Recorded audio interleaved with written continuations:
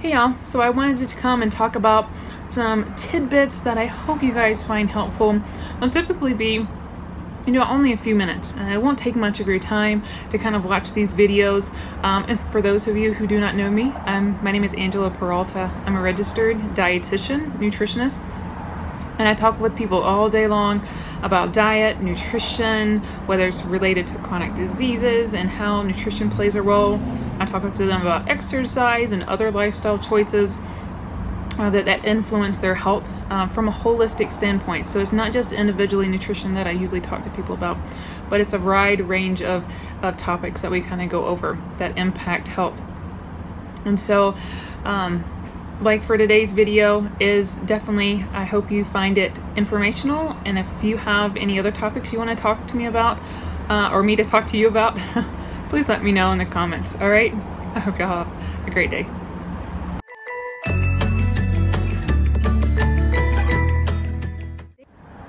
So today's topic comes from a friend of mine.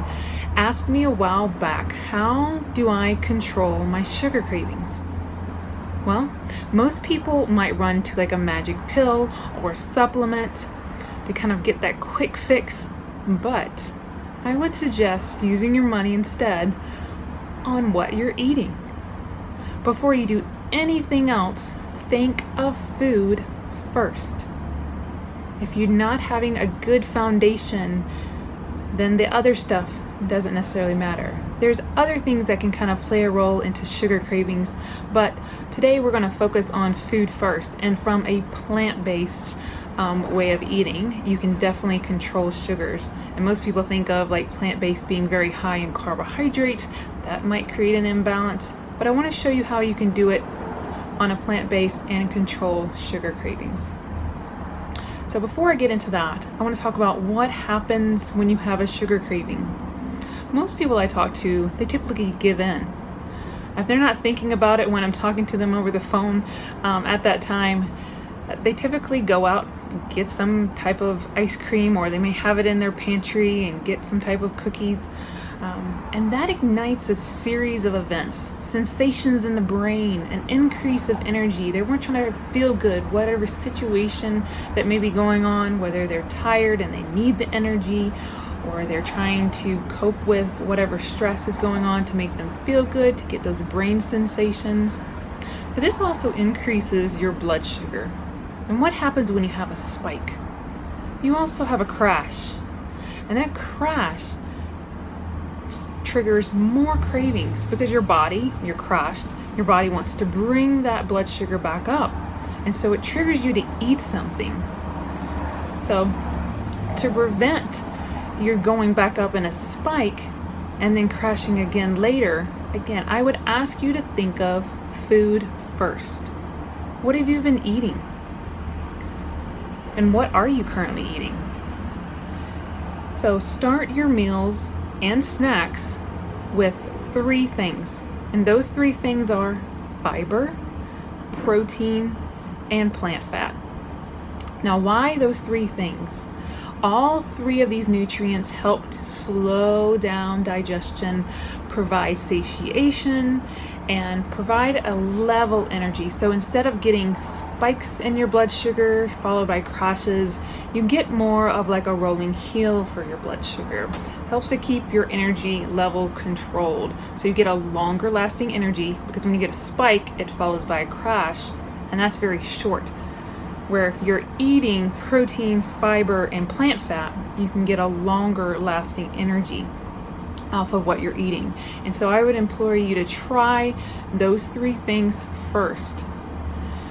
So you want to be able to have enough energy to get you to your next meal or snack and not have these indulgent cravings all the time, or being pulled away from what you should be eating to try to eat something else. And so definitely try protein, fiber, and plant fat. And so anytime you're having a snack or a meal to make you feel a little bit more energized instead of feeling drained or sluggish. So what does that look like? Well, if you've seen my recent Instagram photo that I had, it's basically what I'm having again for lunch today is avocado toast. And avocado toast, I have beans on here. I have bell peppers, a variety of different colors because you get a lot of great nutrition from color. Obviously the avocado, I put peppers on there, like the spicy red pepper, and then I also have garlic powder. I love garlic powder and avocado. It just goes together. And to top it off, there's cilantro.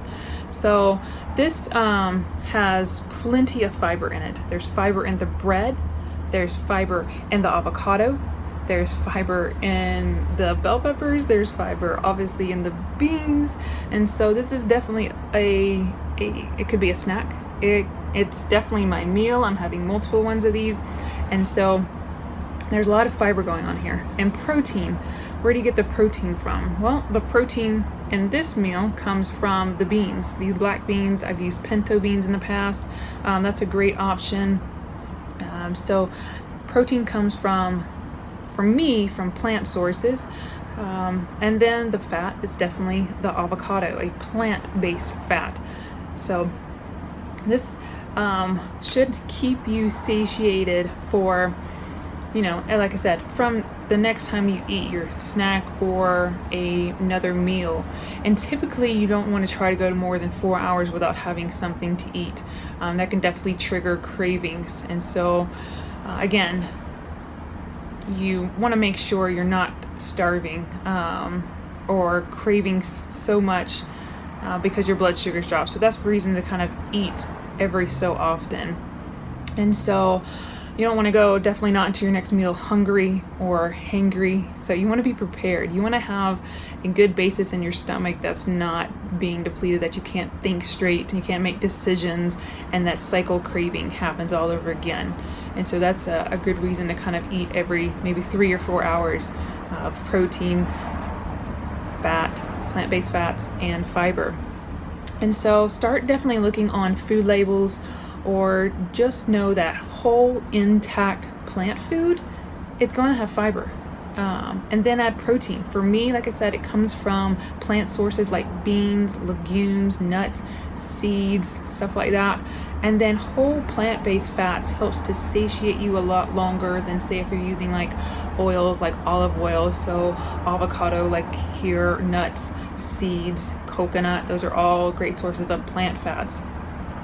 And so if you're wanting more ideas of what this might look like, I would suggest you going to my Instagram page, which is Holistic RDN, and search for, you know, you could even do a search on fiber, protein, and plant fat, or just kind of filter through my posts that I have on food. Majority of them are going to be in this format, in fiber, protein, and plant fats. And so, well, that's all I have to kind of talk about. I hope you enjoyed it, and please let me know if you have any questions, and I'll see you next time. Bye.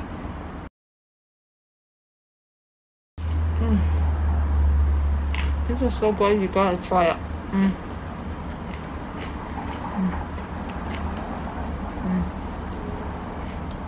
It's so crunchy from the toast, and then the creaminess of the avocado. And the beans just kind of make it more like that Tex-Mex type feeling.